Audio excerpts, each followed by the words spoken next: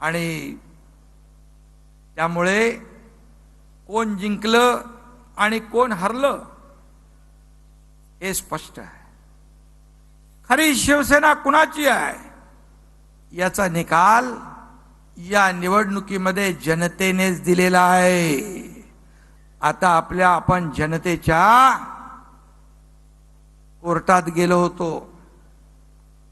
तुम्हाला मी आठवण करून देतो, यापूर्वी झालेल्या ग्रामपंचायतीच्या निवडणुकीमध्ये आपल्याला लोकांनी ट्रेलर दाखवला होता. सगळ्यात जास्त जागा महायुतीच्या निवडून आल्या आणि आपल्या जागा शिवसेनेच्या 2200 आल्या होते. सरपंच 2200 आणि उभाटा तेव्हा किती नंबरला गेला ते माहीतच नाही पडलं. 5व्या का 6व्या? 7व्या. तुम्ही अजून एक नंबर पुढे. त्यामुळे आता खरी शिवसेना आणि दुसरं मी सांगत नाही कोण आहे हे सांगण्याची आवश्यकता नाही. आणि म्हणून वर्धापन दिन साजरा करण्याचा अधिकार हा तुमचा आणि आमचाच आहे. आता त्यांना दुसरं काहीतरी नाव ठेवायला पाहिजे. काय उभाटा आहे वाटतं, उठा बसा संघटना.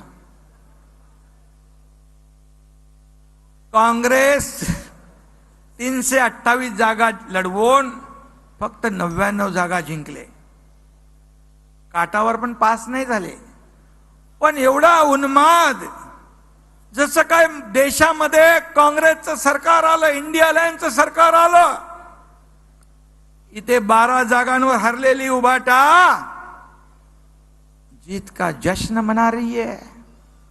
आता हेच लावायला लागेल ना भाषा. जीत का जश्न मना रही है. गिरे तो भी टांग ऊपर,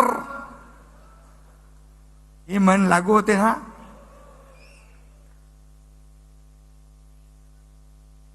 ते जाऊ दे, ते रामदास भाई बोलतील.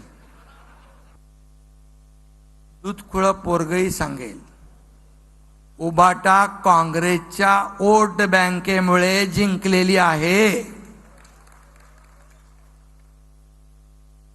आणि त्या वोट बँकेने त्यांना तारलंय. अरे 21-22 जागा लढून 9 जागा आल्या.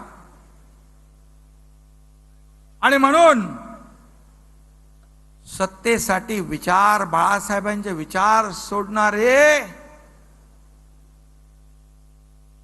त्यांना काय म्हणायचं, विचार सोडणारे हे लाचार.